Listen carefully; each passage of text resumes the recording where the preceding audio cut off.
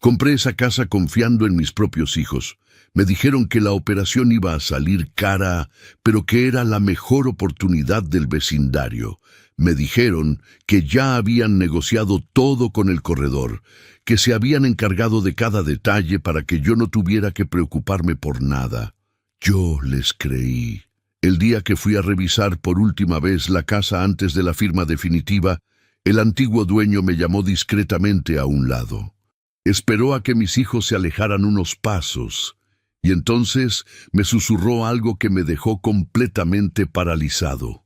Antes de mudarse, revise las cámaras de esta casa. Me reí.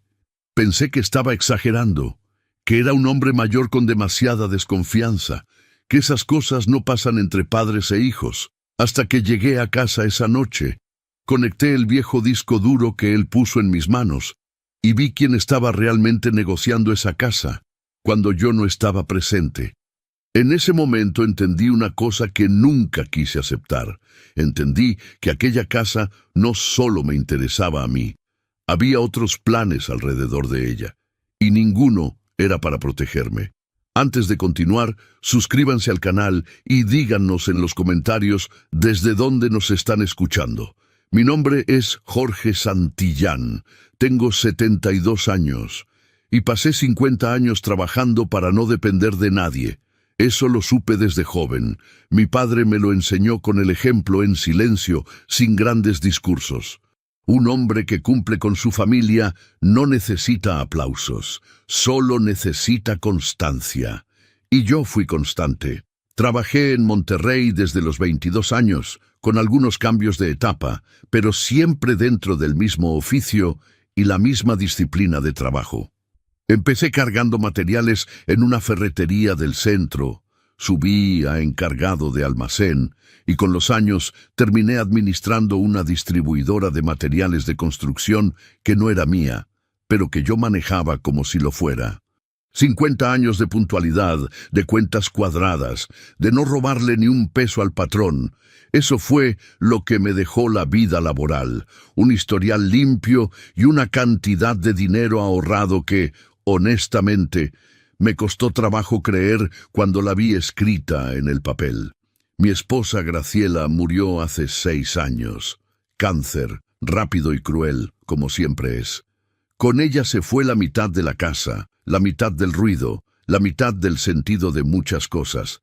Pero también aprendí que uno sigue, que el dolor no te pide permiso para instalarse, pero tampoco te da el derecho de dejar de vivir. Cuando me jubilé, el departamento donde vivíamos en el centro ya me quedaba grande. Demasiados cuartos vacíos, demasiados pasillos con ecos. Empecé a pensar en algo más tranquilo, más pequeño, con un jardín donde pudiera tomar el café en las mañanas y escuchar los pájaros sin que el ruido del tráfico me tapara todo. Una casa de verdad, no de lujo, solo digna. El tipo de casa que uno se merece después de medio siglo de trabajo.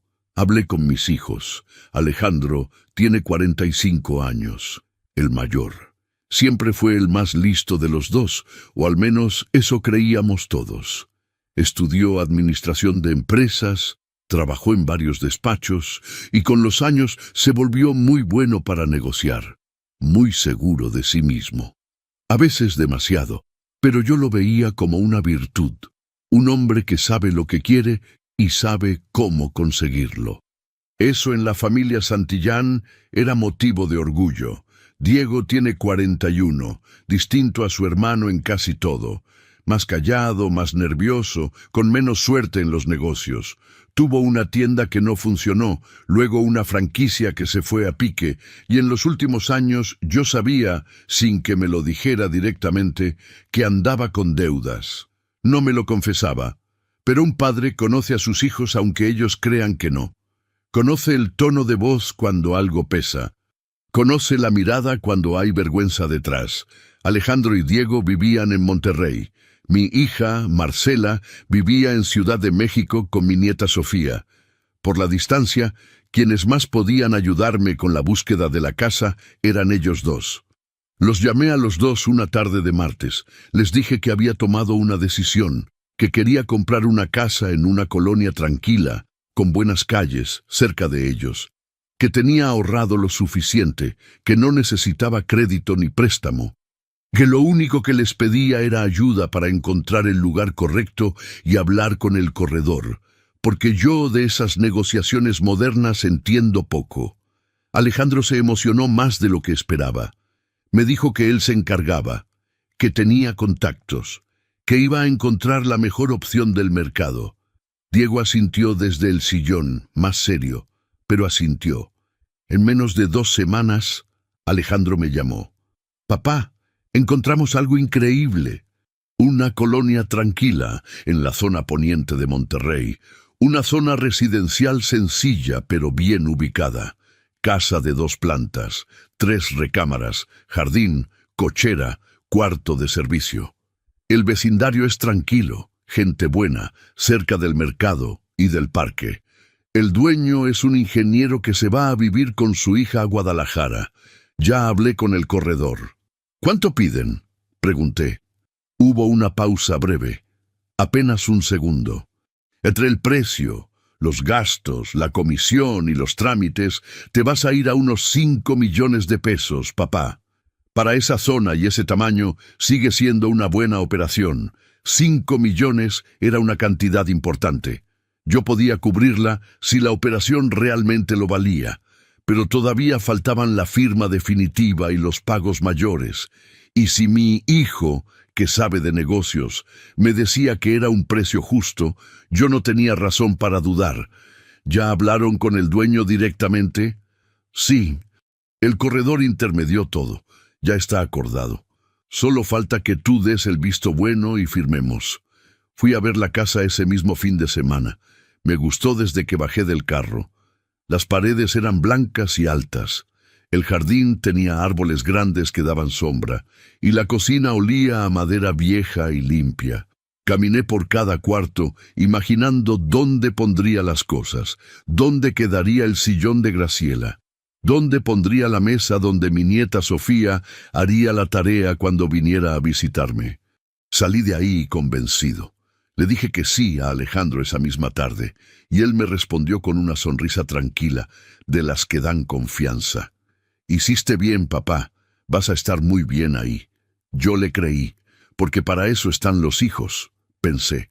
Pero alguien en esa negociación sabía que ese precio no era el verdadero. El día que fui a revisar por última vez la casa, antes de la firma definitiva, Roberto Ibarra hizo algo que yo solo entendería horas después. Llegué a la oficina donde revisaríamos la promesa de compraventa y los documentos previos a la firma definitiva. Alejandro ya estaba ahí, con su traje gris y esa seguridad suya que llena cualquier cuarto. Diego llegó 10 minutos después, con una camisa a cuadros y los ojos un poco cansados, como siempre últimamente. El corredor, Hugo Villalobos, nos esperaba sentado junto a una mesa larga, con varios documentos ordenados en carpetas. Un hombre de unos 52 años, bigote corto, manos grandes, parecía conocer bien su trabajo, y al fondo del pasillo, junto a una ventana con luz de mañana, estaba Roberto Ibarra. Lo reconocí de la visita anterior a la casa.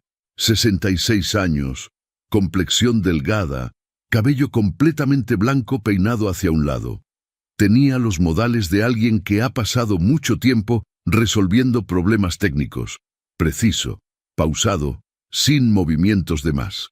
Era ingeniero retirado, eso me habían dicho, y se notaba. Había en él una calma de hombre acostumbrado a revisar que todo funcione antes de soltar. La reunión tomó casi 2 horas. Revisamos copias, montos, papeles preliminares y fechas para la firma definitiva, incluyendo los tiempos para la entrega de llaves y una posesión anticipada limitada mientras se cerraba la firma definitiva. Alejandro llevó la voz durante casi todo el proceso, respondiendo preguntas y señalando cláusulas con una fluidez que a mí me habría costado semanas aprender. Yo revisé lo esencial y firmé únicamente los documentos previos que correspondían, confiando en que la escritura definitiva vendría después. Cuando terminó la reunión, Hugo Villalobos nos estrechó la mano a todos y salió primero. Diego se quedó revisando su teléfono junto a la puerta. Alejandro fue al baño. Fue en ese momento cuando Roberto Ibarra se acercó a mí. Lo hizo despacio, sin prisa, pero con una dirección muy clara. No fue casualidad. Él esperó ese momento con precisión. Esperó a que mis hijos no estuvieran mirando. Se detuvo a menos de 1 metro de mí. Me miró directamente a los ojos, con una expresión que no era de miedo, sino de algo más difícil de nombrar. Algo entre la responsabilidad y la incomodidad. Como el que tiene que decir algo que no le pidieron decir, pero que no puede callarse. Habló en voz muy baja. Don Jorge, antes de mudarse, le pido que revise las cámaras de la casa. Lo miré sin entender. ¿Las cámaras? Hay un sistema de seguridad instalado en la sala y en la cocina. Lo instalé yo hace 3 años. Graba de forma automática cuando detecta movimiento y todo se guarda en un disco duro externo que está en el cajón del escritorio del estudio. Hizo una pausa breve. No dije nada antes porque no sabía exactamente quién era usted dentro de la familia. Al principio pensé que todos estaban de acuerdo en la operación. Solo después entendí que usted podía ser el único que no sabía lo que estaban haciendo. Sentí algo raro en el pecho, no exactamente miedo, más bien una confusión grande, como cuando uno escucha una palabra en otro idioma y no sabe si es un saludo o una advertencia. ¿Qué grabaron las cámaras?, pregunté. Él bajó un poco más la voz. Cosas que usted debería ver antes de que otros se enteren de que las vio. Antes de que yo pudiera responder, metió la mano en el bolsillo de su saco y sacó un disco duro pequeño, del tamaño de una billetera gruesa. Me lo puso en la mano con naturalidad, como si me estuviera devolviendo algo mío. Anoche copié algunas grabaciones que me parecieron importantes, para que no tenga que buscarlo en la casa. En ese momento, escuché los pasos de Alejandro volviendo del baño. Roberto Ibarra dio un paso hacia atrás. Me miró una vez más con esa misma expresión seria y tranquila, y dijo en voz normal, como si hubiéramos estado hablando del clima: «Que le vaya muy bien en su nueva casa, don Jorge. Es un buen lugar». Y se fue. Alejandro llegó a mi lado 2 segundos después. «¿De qué hablaban?», preguntó, mirando hacia donde se alejaba Roberto. «De la casa», respondí. Me deseó suerte. Mi hijo asintió sin darle más importancia y me palmeó el hombro. «Vámonos, papá. Te invito a comer para celebrar». Guardé el disco duro en el bolsillo del saco. No lo solté en todo el almuerzo. Lo sentía ahí, pequeño y pesado, como una piedra que alguien pone en tu mano sin explicarte por qué. Durante la comida, mis hijos hablaron de la casa, de los muebles que habría que cambiar, de que el jardín necesitaba trabajo. Alejandro propuso que él se encargara de coordinar todo con los albañiles. Diego dijo que conocía a alguien que hacía pintura a buen precio. Yo comí despacio y asentí en los momentos correctos. Pero mi cabeza no estaba en esa mesa. Llegué a mi departamento pasadas las 4 de la tarde. Saqué el disco duro del bolsillo y lo dejé sobre la mesa del comedor. Lo miré un momento. Luego fui por mi computadora vieja, la que uso para revisar el correo y poco más, y la conecté. La mano me temblaba un poco cuando inserté el cable. No sé qué esperaba ver. Quizás nada importante. Quizás a Roberto Ibarra exagerando, preocupado por alguna tontería de vecino desconfiado. Me dije que probablemente iba a ver imágenes vacías de una casa en silencio. La pantalla parpadeó. El archivo de video se abrió. Y la primera imagen que apareció me dejó inmóvil en la silla. Ahí estaban mis hijos, Alejandro y Diego, dentro de la casa, sentados a la mesa de la cocina con Hugo Villalobos frente a ellos. Y yo no estaba. Hay momentos en la vida en que uno desearía no haber mirado. La imagen era clara, demasiado clara para una cámara de seguridad casera. Roberto Ibarra había instalado un sistema de seguridad sorprendentemente nítido para una casa particular. La cocina aparecía completa en el encuadre, la mesa de madera oscura, las sillas de respaldo alto, la ventana con la luz de la tarde entrando en diagonal. Y ahí, alrededor de esa mesa, estaban mis dos hijos y Hugo Villalobos. Alejandro estaba en la cabecera. Camisa azul marino, los codos sobre la mesa, esa postura de hombre que conduce una reunión. Diego estaba a su derecha, con los brazos cruzados y los ojos puestos en el corredor. Hugo Villalobos tenía frente a él una carpeta abierta y un bolígrafo en la mano. No había audio en los primeros segundos, solo imagen. Busqué en la barra de reproducción. El archivo tenía más de 40 minutos grabados. Me fui directamente a donde empezaba el movimiento, donde los tres se instalaban alrededor de la mesa, como si conocieran bien ese lugar. Entonces apareció el audio. Era algo ruidoso al principio, con un zumbido de fondo, como siempre pasa con esas grabaciones, pero las voces eran distinguibles, claras, sin lugar a confusión. Hugo hablaba primero, revisaba algo en su carpeta, pasaba páginas con ese gesto profesional de quien ha hecho esto 1000 veces. Dijo algo sobre los metros cuadrados, sobre el estado de la escritura, sobre un trámite pendiente con el catastro. Cosas técnicas que yo no habría entendido, aunque hubiera estado presente. Luego Alejandro preguntó algo que no escuché bien. Bajé el volumen de la computadora para concentrarme mejor y lo subí de nuevo. Hugo respondió con naturalidad, sin bajar la voz, sin ninguna señal de que lo que decía fuera delicado. El propietario aceptó 4.200.000. Me quedé paralizado. Repetí esa frase en mi cabeza 3 veces seguidas. 4.200.000 pesos. Mis hijos me habían dicho que, entre precio, gastos, comisión y trámites, la operación completa llegaría a 5 millones cuando se cerrara definitivamente. La diferencia era 800.000 pesos, 800.000 que pensaban sacarme cuando la operación se cerrara. 800.000 que si yo seguía confiando en ellos, iban a salir de mis ahorros de 50 años para terminar en un lugar que no me habían dicho. Sentí algo que no era exactamente coraje. Era más frío que el coraje. Era esa sensación de cuando el piso se mueve despacio, sin ruido, y uno tarda un segundo en entender que está cayendo. Seguí mirando. Hugo continuó hablando de los documentos, del calendario para la firma definitiva ante notario, de los tiempos para la entrega de llaves. Era una conversación de negocios completamente normal para él.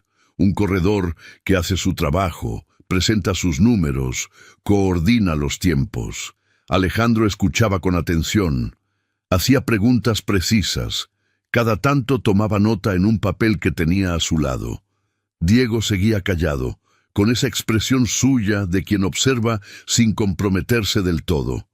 En un momento, Hugo cerró la carpeta y dijo que si no había más dudas, él podía preparar los documentos para la firma definitiva la semana siguiente. Alejandro asintió. Perfecto, nosotros le avisamos a nuestro padre para que esté listo con los documentos. Nosotros le avisamos a nuestro padre. Lo dijo con la misma naturalidad con que uno dice que va a llover, sin tensión, sin culpa, como si fuera el siguiente paso lógico de una transacción ordinaria. Hugo recogió sus cosas, se puso de pie y estrechó la mano de los dos. Luego salió de cuadro hacia la puerta principal. Se escuchó el sonido de la puerta cerrándose, y la cocina quedó en silencio. Alejandro y Diego se miraron. Esperé. Durante unos segundos, ninguno de los dos dijo nada. Diego desenredó los brazos y puso las manos sobre la mesa. Alejandro recogió su papel de notas, lo dobló y lo metió en el bolsillo de la camisa. Luego Alejandro dijo algo. No lo escuché bien la primera vez. Retrocedí el video. Lo puse a volumen máximo. Lo escuché, y el frío que ya sentía en el pecho se volvió algo distinto. Algo que ya no podía resumirse solo en rabia o decepción. No era solo la confirmación de que el precio era diferente al que me habían dicho. Era el tono, era la calma absoluta con que mi hijo mayor, el que estudió, el que negoció, el que me puso la mano en el hombro esa tarde diciéndome, «Hiciste bien, papá», dijo lo que dijo, sin dudarlo, sin bajar la voz. Como quien resuelve un problema de matemáticas sin consecuencias morales. Apagué la pantalla. Me quedé sentado en la oscuridad del comedor durante varios minutos. Afuera todavía había luz de tarde. Podía escuchar el ruido lejano de la calle, un perro ladrando 2 casas abajo, el motor de un camión que pasaba lento. El disco duro seguía conectado a mi computadora, y la conversación de mis hijos todavía estaba grabada ahí dentro.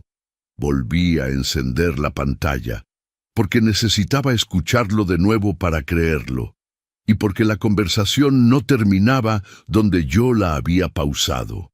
Hay traiciones que llegan de golpe, y hay otras que uno ve construirse, ladrillo por ladrillo, en la pantalla de una computadora vieja.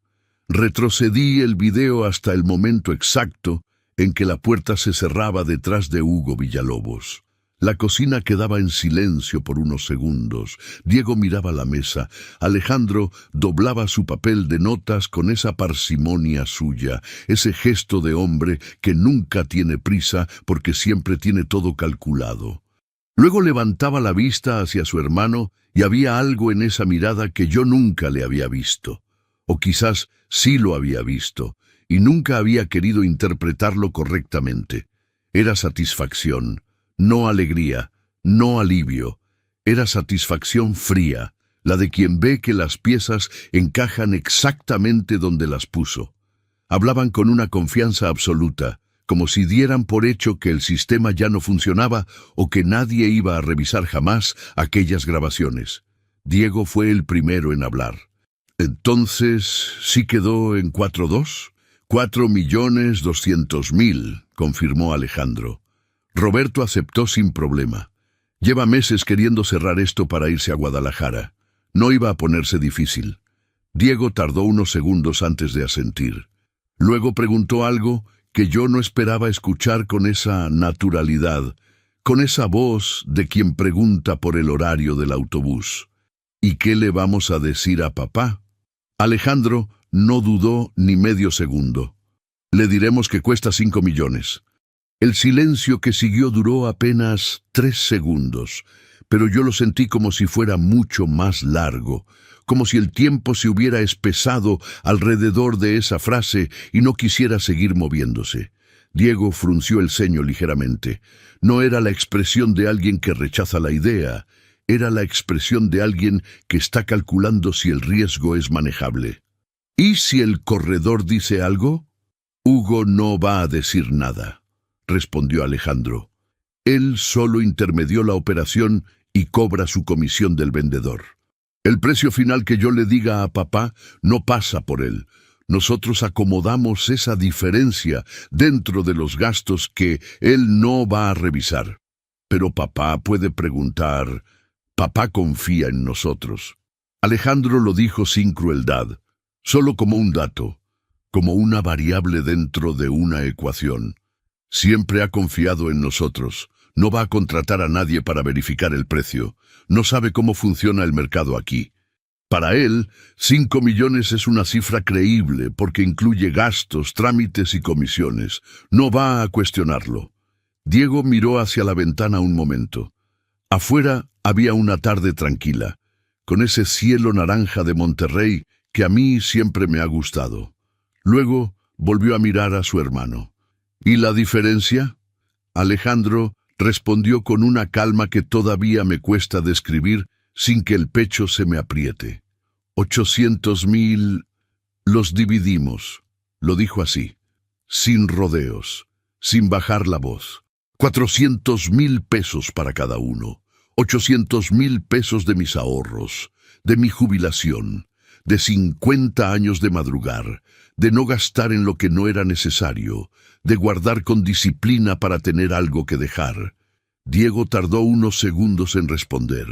Bajó la mirada antes de asentir, como si todavía necesitara convencerse de que aquello tenía sentido. No protestó en voz alta. No preguntó si estaba bien. Pero en ese asentimiento lento había algo que yo no pude ignorar. La imagen de un hombre que sabe que está cruzando una línea y la cruza de todas formas. ¿Y cómo manejamos la transferencia?, preguntó. Cuando llegue la firma definitiva, papá va a depositar el total a la cuenta que le indiquemos, para cubrir precio, gastos y trámites. Todo en un solo movimiento. Él nunca va a hablar directo con Roberto sobre montos. Todo pasa por nosotros. ¿Y Roberto? Roberto recibe sus 4.2 y se va a Guadalajara feliz. Él no sabe lo que le vamos a decir a papá. Para él es una venta normal. Alejandro juntó las manos sobre la mesa con esa actitud suya de quien cierra una junta de negocios. Nadie va a perder, Diego. Roberto recibe lo suyo, el corredor cobra su parte, papá se queda con la casa. Y nosotros no nos vamos con las manos vacías después de hacer todo el trabajo. Todo el trabajo. Esa frase la repetí en mi cabeza varias veces mientras miraba la pantalla congelada en el rostro de mi hijo mayor. Así llamaban al dinero que pensaban quitarme. No robo, no manipulación, una compensación por el trabajo de traicionar a su propio padre. Apagué el video, me levanté de la silla y fui a la cocina a servirme un vaso de agua. Las manos no me temblaban. Eso me sorprendió. Esperaba temblar, esperaba que el cuerpo reaccionara de alguna forma visible, pero no. Solo había una quietud extraña, como la calma que llega después de que algo muy grande termina de romperse. Bebí el agua despacio. Miré por la ventana de la cocina. Ya oscurecía. Pensé en Graciela. Pensé en lo que diría si estuviera aquí. Probablemente lloraría primero. Luego se secaría los ojos y me diría que no hiciera nada de lo que me fuera a arrepentir. Volví a la computadora, porque todavía no había terminado de ver el disco duro. Y en ese momento todavía creía que lo peor ya lo había visto. Estaba equivocado, porque mis hijos no habían planeado robarme 800,000 pesos. Eso era solo el principio. El hombre más peligroso en una traición no es el que grita, es el que sonríe y espera. Esa noche no dormí. Me quedé en la silla frente a la computadora hasta pasada la medianoche, con el disco duro conectado y los archivos de video abiertos en la pantalla. Había más grabaciones. Varias fechas distintas, varias visitas que yo no conocía, conversaciones que ocurrieron en esa casa antes de que fuera mía, en cuartos donde yo nunca había estado presente. Las fui abriendo una por una, con la misma calma tensa de quien revisa documentos que no debería existir. Pero esa noche decidí algo más importante que seguir viendo videos. Decidí no decir nada. No a Alejandro, no a Diego, no a nadie. Guardé el disco duro en el cajón de mi mesita de noche, debajo de un libro viejo y una caja de medicamentos, en el lugar donde uno esconde las cosas que no quiere que nadie encuentre por casualidad. Y al día siguiente, cuando Alejandro me llamó para preguntar cómo me había sentido después de la reunión, yo respondí con normalidad. Le dije que bien, que contento, que ya estaba pensando en los muebles que iba a llevar. Me alegra, papá. Ya verás que vas a estar muy a gusto ahí. Seguro que sí, dije, y colgué. Me senté en el sillón del comedor y me quedé un momento mirando el techo. 50 años de trabajo, de construir algo con paciencia y disciplina, y mis propios hijos habían decidido que ese esfuerzo era una oportunidad, un negocio, una diferencia de precio disfrazada de gastos y trámites que se podía repartir sin que yo me enterara. Los días siguientes fueron los más extraños de mi vida, porque todo continuó exactamente igual por fuera. Alejandro me llamaba cada 2 o 3 días para preguntar si necesitaba ayuda con la mudanza. Diego pasó un martes por el departamento con el pretexto de ayudarme a empacar libros, y estuvo 2 horas conmigo hablando de cosas normales, recordando anécdotas de cuando eran niños, riéndose de cosas de la familia. Yo participé, reí en los momentos correctos, serví café, fui el padre de siempre. Por dentro era otra cosa completamente distinta. Empecé a observar con una atención que antes no tenía, no con desconfianza de viejo amargado, sino con esa lucidez que llega cuando uno sabe que no puede permitirse un solo error. Empecé a notar detalles que antes pasaban sin registrarse. La forma en que Alejandro mencionaba la casa en cada conversación, siempre llevando el tema hacia los documentos, hacia la escritura definitiva, hacia los trámites que aún quedaban pendientes. La forma en que Diego preguntaba, casi de pasada, si ya había hablado con el notario para completar el proceso. ¿Y eso para qué?, pregunté una vez, fingiendo ignorancia. «Para que todo quede bien amarrado, papá», dijo Diego. «Para que no haya problemas después». Después. Esa palabra empezó a pesar de una forma diferente. ¿Después de qué exactamente? Seguí observando. Alejandro me propuso que le diera poder notarial para gestionar algunos trámites relacionados con la propiedad. Me lo presentó como una simplificación, como un favor que él me hacía para que yo no tuviera que moverme tanto. Me habló de formularios, de filas en oficinas de gobierno, de tiempos de espera que a mi edad eran innecesarios si él podía resolverlo directamente. «Lo pienso», le dije. «No es urgente, papá, pero ayuda a tenerlo listo». Lo anoté mentalmente como otra pieza del rompecabezas, porque un poder notarial no es solo un papel que simplifica trámites. En manos equivocadas es una llave que abre puertas que el dueño cree tener cerradas. Una tarde de esa semana fui solo a caminar por el parque que está a 3 cuadras de mi departamento. Me sentaba en una banca cuando necesitaba ordenar los pensamientos. Lo había hecho toda la vida. Graciela decía que esa banca era mi oficina verdadera, la donde resolvía las cosas que no se resuelven en ningún otro lado. Me senté ahí. Puse las manos sobre las rodillas y me quedé mirando los árboles. Pensé en mis hijos de niños, en Alejandro con 8 años, explicándole a su hermano menor las reglas de algún juego con una seriedad que ya entonces nos hacía reír a Graciela y a mí. En Diego con 6 años pegado a mi lado en la ferretería donde trabajaba, tocando todo, preguntando para qué servía cada cosa. Los había criado lo mejor que pude, con lo que tenía, con el ejemplo que mi propio padre me había dejado. Trabajo limpio, palabra cumplida, familia primero. ¿En qué momento eso se había roto? ¿O nunca había estado entero y yo simplemente no lo había visto? No tenía respuesta todavía. Quizás no la tendría nunca completamente. Pero entendí algo sentado en esa banca, con el ruido suave del parque alrededor y el sol bajando despacio hacia los edificios del poniente. Entendí que el dolor que sentía no era solo por el dinero. El dinero era recuperable. 800,000 pesos eran una cifra enorme, pero no eran todo lo que tenía. Lo que no se recupera fácilmente es la imagen de tu propio hijo mirando a su hermano y diciendo, le diremos que cuesta 5 millones, con la misma tranquilidad con que pide el menú en un restaurante. Eso era lo que dolía de verdad. Y eso era, también, lo que me daba una claridad extraña. Porque cuando el dolor es tan hondo que ya no paraliza, se convierte en otra cosa. Se convierte en determinación. Volví al departamento, saqué el disco duro del cajón y lo conecté de nuevo. Porque todavía había archivos que no había visto, y algo me decía que los 800,000 pesos eran solo el comienzo de lo que mis hijos habían planeado. Hay hombres que roban dinero, y hay hombres que roban el futuro.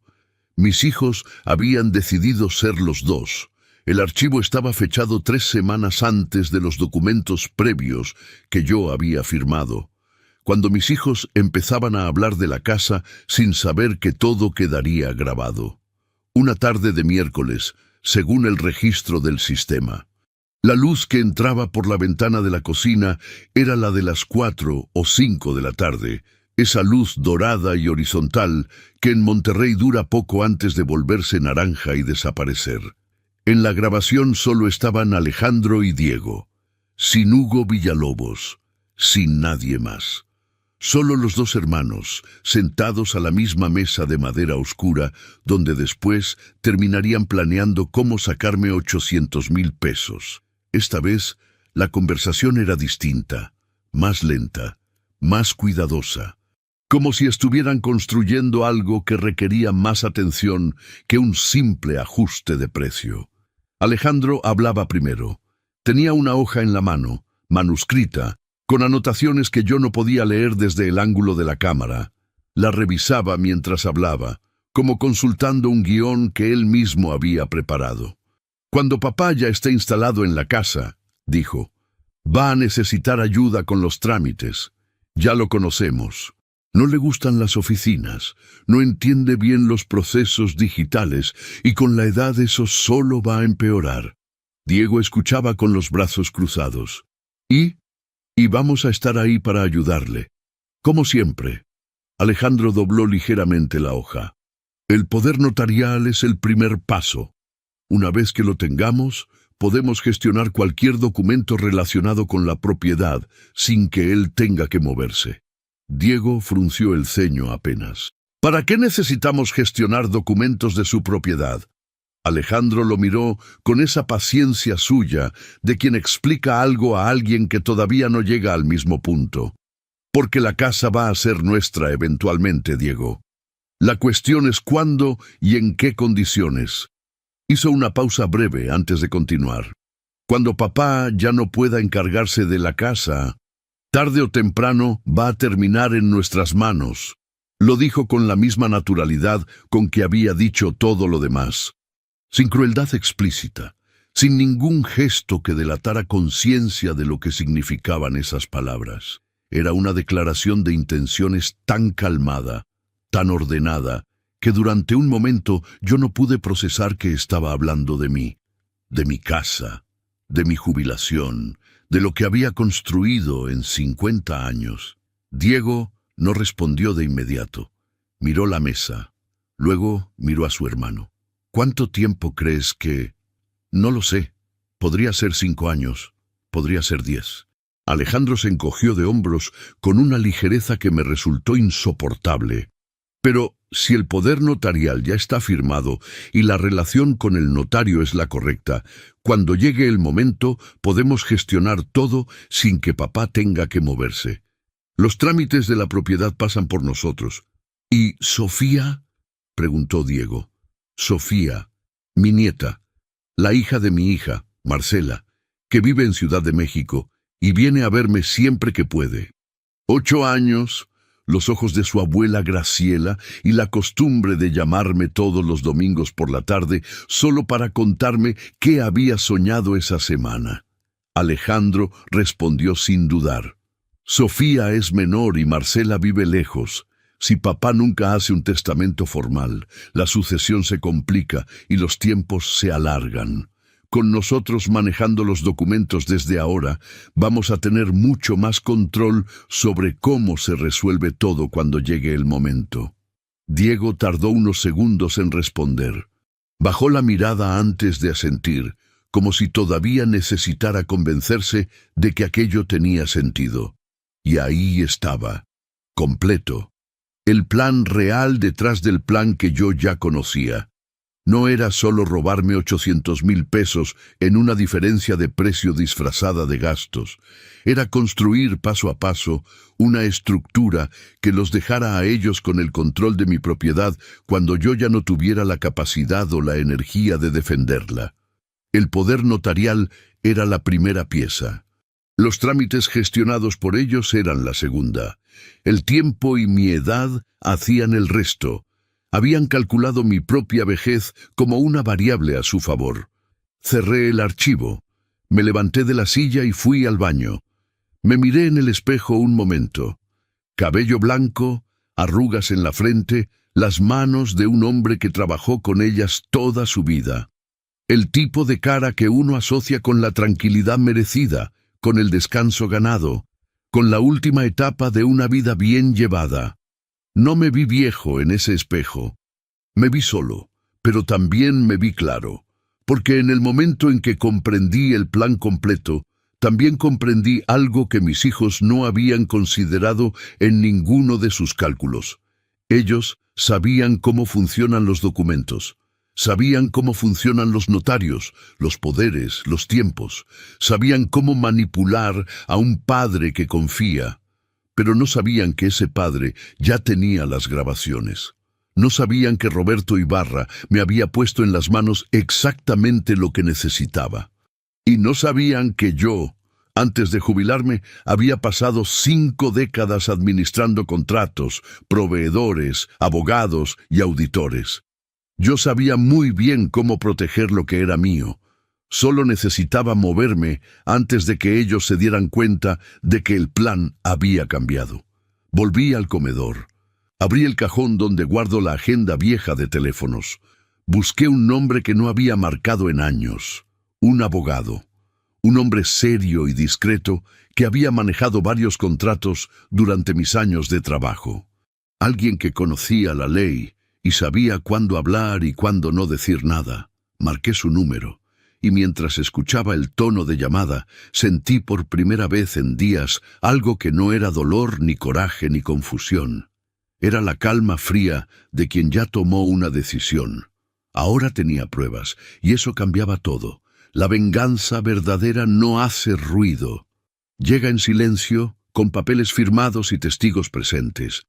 El licenciado me citó al día siguiente a las 10 de la mañana. Su despacho estaba en el centro de la ciudad, 3er piso, con una sala de espera pequeña y una secretaria que llevaba ahí tantos años como yo llevaba conociéndolo. Me hizo pasar casi de inmediato. Era un hombre de unos 60 años, delgado, con lentes de armazón oscura y esa actitud de quien escucha antes de opinar. Siempre me había inspirado confianza precisamente por eso. No hablaba de más. No prometía lo que no podía cumplir. Me senté frente a su escritorio y puse el disco duro sobre la superficie de madera. «Necesito que vea esto antes de que le explique nada», dije. Lo vio. Los 2 archivos principales. La conversación con Hugo Villalobos, donde se confirmaba el precio real de 4.200.000 pesos. Y la conversación entre mis hijos, donde Alejandro decía, con toda la calma del mundo, que la casa tarde o temprano terminaría en sus manos.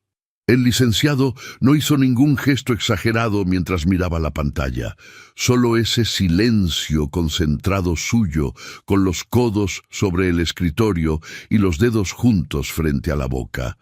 Cuando terminó el segundo video, se recostó en su silla y me miró. «¿Cuándo firmó los documentos previos a la compraventa?», preguntó. «Hace algunos días. La escritura definitiva todavía no se había firmado», asintió despacio. «Luego hizo lo que yo necesitaba que hiciera. No me dio compasión, no hizo comentarios sobre lo difícil que debía ser descubrir algo así sobre los propios hijos. Solo abrió una libreta y empezó a escribir. Bien, esto tiene solución, pero hay que moverse con orden y sin que ellos se enteren de nada hasta el momento correcto». Me explicó 3 cosas con claridad. La primera, el sobreprecio que mis hijos intentaban hacerme pagar, disfrazado de gastos y trámites, podía constituir una tentativa de fraude si llegaban a concretar la operación. Las grabaciones y los documentos preliminares eran suficientes para sostenerlo. No era obligatorio llegar a ese camino, pero la posibilidad existía y era sólida. La segunda, el poder notarial que Alejandro me había propuesto firmar no debía firmarse en ese contexto, porque les daría acceso a decisiones que solo me correspondían a mí. Mientras yo tuviera plena capacidad legal, nadie necesitaba ese documento para ayudarme con nada. La tercera y la más importante, la mejor forma de proteger la casa no era solo rechazar el poder notarial. Era estructurar la operación de una manera que hiciera imposible cualquier manipulación futura, independientemente de lo que firmara o dejara de firmar en los años siguientes. ¿Ha pensado en un fideicomiso?, preguntó. Yo sabía lo que era un fideicomiso. Lo había visto usado en operaciones comerciales durante mis años de trabajo. Una figura legal donde la propiedad se transfiere a una institución fiduciaria, generalmente un banco, con instrucciones precisas sobre quién puede usarla, quién la hereda y bajo qué condiciones. Una vez constituido correctamente, con las cláusulas adecuadas, la casa no podía venderse ni transferirse sin la autorización del banco fiduciario y las condiciones que yo había establecido. Explíqueme cómo funcionaría en este caso, dije. Me lo explicó con detalle. Tomé notas, hice preguntas. Al final de la reunión tenía un plan claro, dividido en pasos concretos, con tiempos específicos y una lógica que mis hijos no podrían anticipar porque nunca imaginaron que yo llegaría a ese punto. Los trámites tomaron varias semanas de reuniones, firmas y revisiones legales, pero los iniciamos de inmediato. El primer paso fue contactar directamente a Roberto Ibarra. Conseguí su número con el pretexto de que necesitaba preguntarle sobre el sistema de calefacción de la casa. Roberto me atendió esa misma tarde. Le expliqué brevemente lo que había descubierto. Hubo un silencio del otro lado de la línea. Lo imaginé, dijo finalmente. Por eso le dejé el disco duro. No podía decirle directamente lo que había escuchado sin tener certeza. Pero algo en esa negociación no me pareció limpio desde el principio. Le agradecí. Le pregunté si estaría dispuesto a firmar ante notario una declaración donde dejara constancia del precio real acordado para la venta, con fecha y monto exacto. Sin dudarlo, me dijo que sí. Usted trabajó toda su vida para tener esa casa, don Jorge. Nadie tiene derecho a quitársela. El segundo paso fue dejar estructurado el fideicomiso. Lo preparé legalmente con el banco donde tengo mis cuentas desde hace 20 años, para activarlo en cuanto la compraventa quedara cerrada a mi nombre. El licenciado me acompañó en cada etapa. La estructura quedó lista para que, en cuanto se cerrara la compraventa definitiva por el monto real, la propiedad pasara protegida a un fideicomiso cuya única beneficiaria sería mi nieta Sofía, con usufructo vitalicio a mi favor.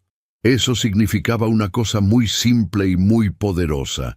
Yo podría vivir en esa casa hasta el último día de mi vida, con todos los derechos de propietario, pero la casa no podía venderse ni transferirse sin la autorización del banco fiduciario y las condiciones que yo había establecido, ni con poder notarial, ni con presión, ni con ningún documento que mis hijos pudieran conseguirme que firmara en un momento de descuido o de debilidad.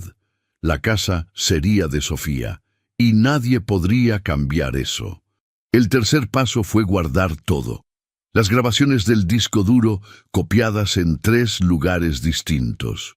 Una memoria USB en el despacho del licenciado, una copia en la nube con contraseña que solo yo conocía y el disco duro original en una caja de seguridad en el banco. Una declaración donde Roberto Ibarra dejó constancia notarial del precio real acordado para la venta, archivada junto con los documentos del fideicomiso, todo ordenado, todo fechado, todo firmado ante testigos. Pasaron varias semanas entre una cosa y otra, el tiempo suficiente para ordenar cada papel sin levantar sospechas. Alejandro me llamó para preguntar si había pensado en lo del poder notarial. Todavía lo estoy considerando, dije. Dame un poco más de tiempo. Por supuesto, papá, sin prisa. Diego me escribió un mensaje preguntando cuándo pensaba terminar la mudanza, que él podía ayudarme con las cajas. Este fin de semana empiezo, respondí. Te aviso, nadie notó nada. Porque yo no mostré nada. Seguí siendo el padre de siempre, el hombre tranquilo que confía en sus hijos y agradece su ayuda, el viudo jubilado que por fin va a descansar en su casa nueva. Por dentro era otra cosa. Por dentro ya sabía exactamente lo que iba a pasar, y estaba esperando el momento correcto para que ocurriera. Ese momento llegó cuando Alejandro me llamó para decirme que había coordinado una reunión para revisar los últimos documentos de la propiedad.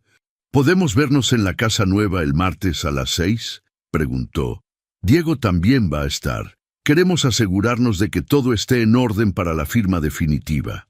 Perfecto, dije. Ahí estaremos. Colgué. Y sonreí por primera vez en muchos días, porque el momento que había estado esperando ya tenía fecha. Hay conversaciones que uno ensaya 1000 veces en la cabeza, y cuando llegan, no hace falta ensayarlas.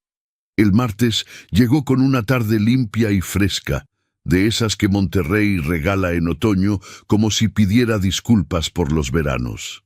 Llegué a la casa 1 hora antes que mis hijos. Roberto me había entregado las llaves de forma anticipada, con autorización expresa para ir acomodando todo mientras se cerraba la firma definitiva. Quería estar ahí primero. Quería caminar por los cuartos, sentir el silencio de esas paredes blancas, recordar por qué había querido ese lugar desde la primera vez que lo vi. Me senté en la sala con una taza de café que había preparado en la cocina. La misma cocina donde Alejandro y Diego se habían sentado a planear cómo quitarme 800,000 pesos. La misma mesa de madera oscura que el dueño anterior había dejado al momento de la entrega. Una de esas cosas que los vendedores dejan porque ya no tienen dónde llevarlas. Me pareció apropiado que la historia terminara ahí. Puse la laptop sobre esa mesa. La conecté. Abrí los archivos de video y los dejé listos, pausados en el primer fotograma, esperando. Luego fui a la sala y esperé con mi taza de café. Alejandro llegó primero, a las 6 en punto. Traje gris, como siempre. Esa sonrisa suya, de hombre que tiene el control de la situación. Me dio un abrazo en la puerta y entró mirando los cuartos con esa actitud de quien ya está calculando cómo distribuir el espacio. Se ve bien, papá. Con los muebles adecuados va a quedar perfecta. Eso creo yo también, dije. Diego llegó 5 minutos después. Camisa azul, más relajado de lo habitual, con una bolsa de pan dulce que dejó sobre la barra de la cocina. Para celebrar que ya estás en tu casa, papá. Muy amable, respondí. Los tres nos sentamos alrededor de la mesa. Alejandro sacó una carpeta delgada con algunos documentos. Me explicó que eran los papeles finales para la escritura definitiva, que solo necesitaba mi firma en 2 lugares, que él ya había coordinado todo con el notario para la semana siguiente. Lo escuché con paciencia. Cuando terminó de hablar, asentí despacio. Antes de firmar cualquier cosa, dije. Me gustaría mostrarles algo. Giré la laptop hacia ellos. Le di play al primer video. Los primeros 3 segundos fueron de confusión.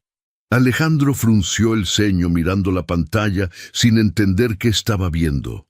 Diego se inclinó un poco hacia adelante. Luego los dos reconocieron el lugar. La cocina. Esta misma cocina, la mesa donde ahora estábamos sentados, y luego se reconocieron a ellos mismos. El color le cambió a Diego primero, una palidez que empezó en la frente y bajó hasta la mandíbula. Sus manos, que estaban sobre la mesa, se retiraron despacio hacia su regazo, como si de pronto no supiera qué hacer con ellas. Alejandro no palideció. Se quedó inmóvil, con esa capacidad suya de no mostrar nada. Pero yo lo conozco desde que nació. Vi el momento exacto en que entendió lo que estaba mirando. Un endurecimiento mínimo alrededor de los ojos. Un ajuste casi imperceptible en la postura. El cuerpo de un hombre que recalcula. La voz de Hugo Villalobos salió clara por las bocinas de la laptop. El propietario aceptó 4.200.000. Diego cerró los ojos un segundo. Dejé que el video siguiera. Llegó el momento donde Alejandro decía: le diremos que cuesta 5 millones. Luego la pregunta de Diego sobre la diferencia. Luego la respuesta que yo había escuchado tantas veces en mi cabeza durante esos días que ya la sabía de memoria. 800.000. Los dividimos. Pausé el video. El silencio en esa cocina era distinto a todos los silencios que había vivido en mi vida. No era el silencio del dolor ni el del miedo. Era el silencio de 3 hombres que durante un momento no saben qué rol les corresponde jugar. Alejandro fue el primero en hablar, como siempre. Papá, déjame explicarte el contexto de esa conversación.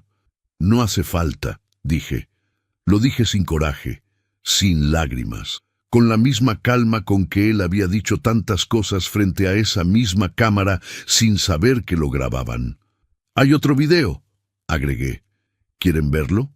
Diego sacudió la cabeza apenas, casi sin moverse. Alejandro no respondió. Abrí el segundo archivo de todas formas. Dejé que llegara al momento que más me había costado escuchar. La voz de Alejandro, clara y ordenada, diciendo lo que ningún hijo debería calcular sobre su propio padre. Cuando papá ya no pueda encargarse de la casa, tarde o temprano va a terminar en nuestras manos. Diego apoyó los codos sobre la mesa y se cubrió la cara con las manos. Alejandro siguió mirando la pantalla con esa expresión cerrada. Pero yo vi algo que nunca le había visto antes. Una fisura pequeña, algo que no era arrepentimiento todavía, pero que tampoco era la seguridad de siempre. Cerré la laptop. Saqué de mi saco una hoja doblada en 3 partes. La abrí con calma y la puse sobre la mesa frente a ellos. «Este es el fideicomiso que dejé preparado durante estas semanas», dije. «La compraventa definitiva ya no iba a hacerse como ustedes la habían planeado. La operación quedó estructurada para que, en cuanto se cerrara legalmente a mi nombre, la propiedad pasara protegida a este fideicomiso, con Sofía como beneficiaria y conmigo con usufructo vitalicio. La casa no podría venderse ni transferirse sin la autorización del banco fiduciario y las condiciones que yo establecí en cuanto la compraventa quedara cerrada a mi nombre. Ningún poder notarial ni ningún documento preparado a mis espaldas podría alterar eso una vez cerrada la compraventa en esos términos». Alejandro bajó los ojos hacia el papel. «El licenciado conserva copias de todo. Las grabaciones, una declaración donde Roberto Ibarra dejó constancia notarial del precio real acordado para la venta, y los documentos del fideicomiso. Todo fechado, todo firmado, todo en orden». Diego levantó la cara de entre sus manos. Tenía los ojos enrojecidos. «Papá, yo...» empezó. «No hoy», dije. «Hoy no». Me puse de pie, recogí la laptop y la guardé en su bolsa. Doblé el papel del fideicomiso y lo regresé a mi saco. Tomé lo que quedaba de mi café, ya frío. Antes de salir de la cocina me detuve y los miré a los dos. Alejandro seguía sentado con la vista en la mesa, los hombros ligeramente caídos, sin la carpeta de documentos que ya no tenía ningún sentido. Diego me miraba con una expresión que yo no sabía cómo nombrar todavía. Quizás vergüenza. Quizás algo que con el tiempo podría convertirse en otra cosa. No lo sabía. «Esta casa no cuesta 5 millones», dije.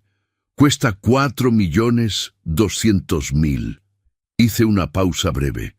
«Gracias por enseñarme algo que nunca imaginé aprender de ustedes». Salí de la cocina. Caminé por el pasillo de mi casa, con su olor a pintura fresca y madera limpia, con la luz de la tarde entrando por las ventanas altas de la sala. Abrí la puerta principal y salí al jardín. Los árboles grandes daban sombra sobre el pasto, igual que la primera vez que los vi. Me senté en la banca de piedra que está junto al muro del fondo. El cielo sobre Monterrey empezaba a volverse naranja. Pensé en Graciela. en su voz diciéndome que no hiciera nada de lo que me fuera a arrepentir. Creo que esta vez hice bien. No grité, no amenacé, no destruí lo que quedaba de una familia que ya estaba rota antes de que yo lo supiera. Solo mostré la verdad y dejé que cada quien cargara con su parte. Sofía me llamó esa noche, aunque no era nuestro día habitual para hablar. Me contó que había soñado que teníamos un jardín con árboles muy grandes donde ella construía una casita entre las ramas. Le dije que ese jardín ya existía, que cuando quisiera venir la esperaba. Aquella casa valía millones, pero entender la verdad sobre mis hijos me costó mucho más.